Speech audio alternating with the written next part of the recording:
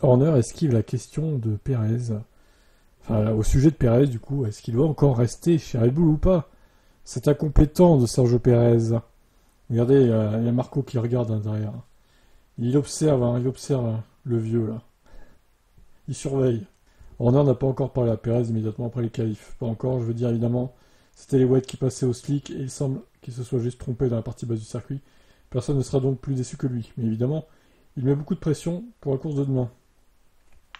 Par le passé, il est arrivé à de nombreuses reprises qu'un membre de la famille Red Bull soit remplacé alors que la saison est en cours. On peut notamment citer l'échange entre Kvyat et Verstappen en 2016. Le Néerlandais a ensuite remporté la victoire lors de la course suivante. Un essai de Liam Lawson au volant de RB20 est prévu jeudi. Cependant, ça n'a rien à voir avec la pression exercée sur Perez. Tout d'abord, le test de Liam est prévu depuis longtemps, ça a été programmé il y a plusieurs semaines. Ça fait donc partie de notre plan de marche. Notre priorité est de remettre Checo à niveau. Les 5 premières courses, il était sur le podium et poussé fort. Il a connu une baisse de régime depuis, alors malheureusement, aujourd'hui ça n'a pas aidé.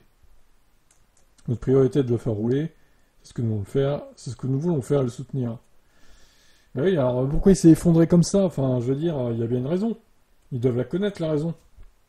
Est-ce qu'ils mettent vraiment tout le budget de développement sur la voiture de Verstappen et l'autre, ils lui donnent une V-carb bis, en gros? Peut-être en vrai, hein. Ce qui serait incroyable. Enfin, un peu mieux qu'une V-carb, mais vous avez compris l'idée, quoi. Si c'est ça vraiment, ça expliquerait aussi pourquoi ils l'ont renouvelé, parce qu'au final, ils se disent que personne d'autre ferait mieux que lui dans la voiture. Enfin, ou que personne ferait beaucoup mieux, quoi. Donc ils se disent, vas-y, on continue avec lui.